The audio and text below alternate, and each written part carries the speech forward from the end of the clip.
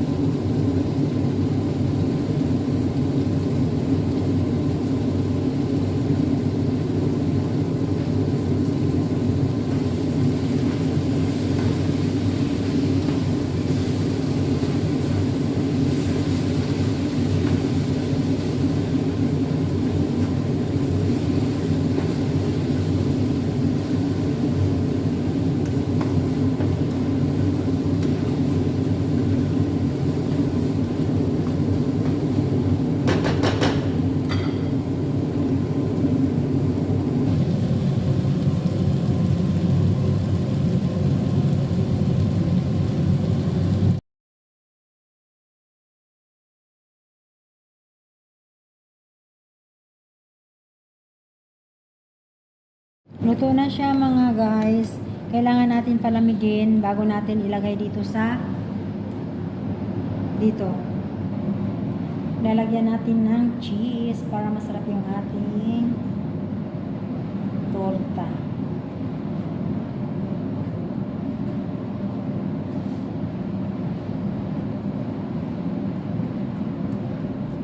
Ay, nahuli ang itlog. Mamaya na lang yung itlog. Nahuli yung itlog ko. Sige lang. Madali ang ano to eh. Luto. Huwag kayo magtaka ha. Madali ang luto. Ito yung tortang talong ba? Tama ba? So, mix muna natin. Masarap to siya, mga idol. Lagyan pa natin ng cheese.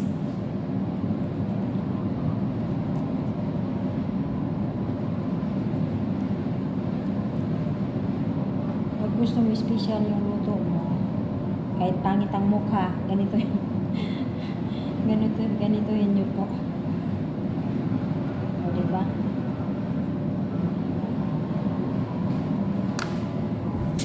O, diba? Sa kanyan.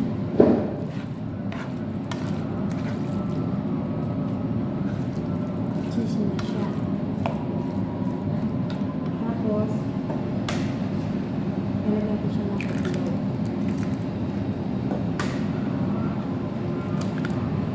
Diba? Okay na.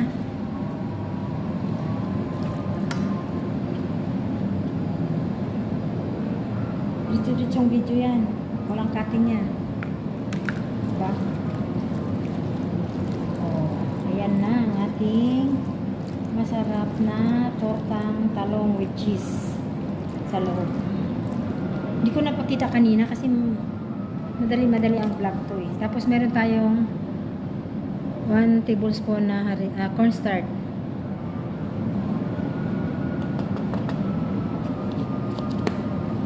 Huwag masyado madami. Ayan, pwede na yan siya mga guys, mga idol, mga Korean. So, ayan. O, diba? Masarap yung ating torta.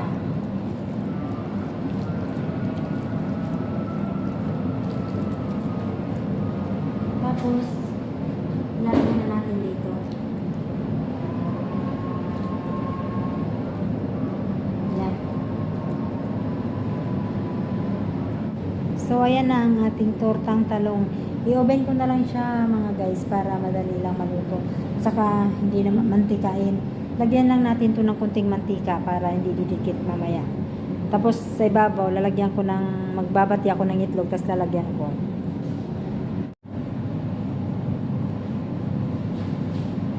So ito yung itlog. Mix ko, tapos i-ano ko dyan sa ibabaw.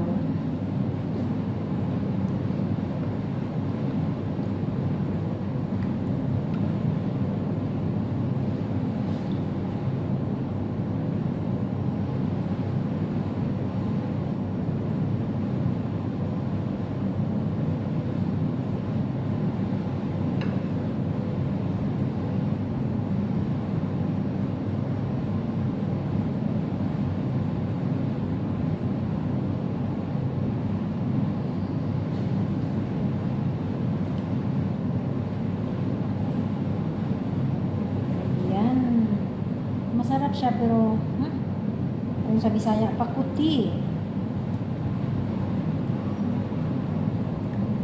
Medyo mahirap din lutuin siya mga guys, pero okay lang.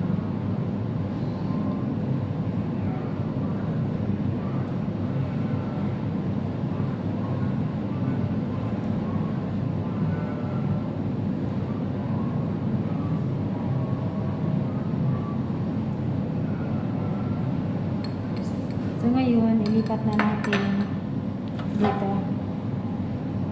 Tapos lalagyan lang natin ng mantika.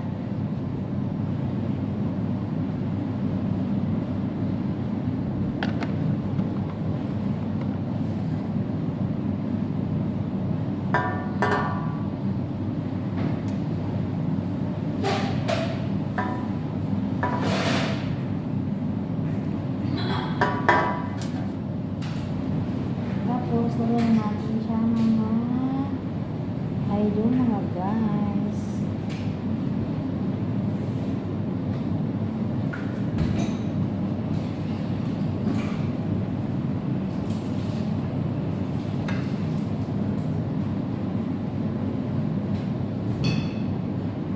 Diba?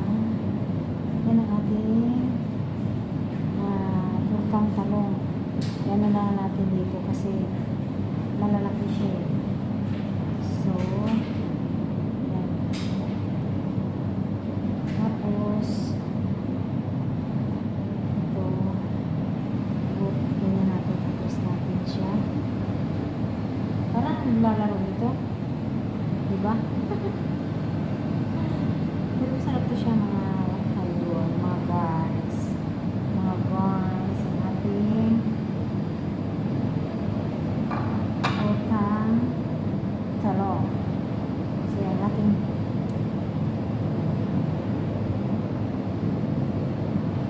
bangil-bangilan natin pag may time kasi may sauce lang siya. So, ayan na siya. Kasi ano lang natin para so, yan ang ating recipe ngayong araw. Diba? Masarap yan siya pero mahirap gawin makuti. Tapos, isprayan ko siya ng butter, konti sa ibabaw.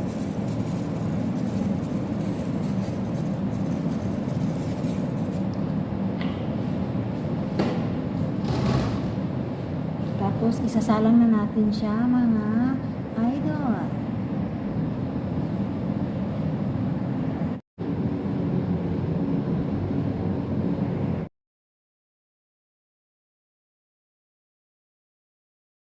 Guys, sa wakas, luto na ang aking turtang talong sa oven. Ayan.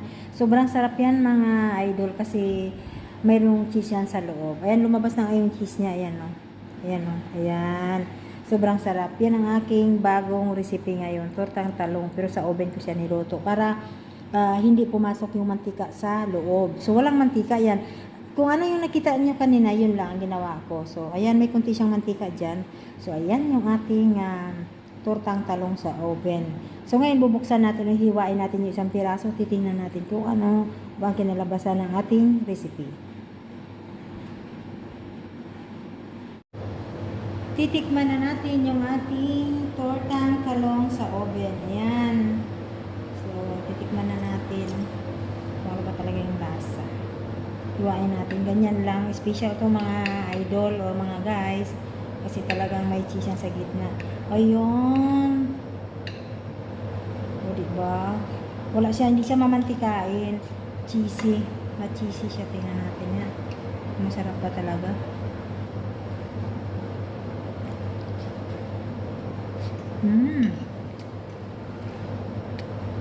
Maharap.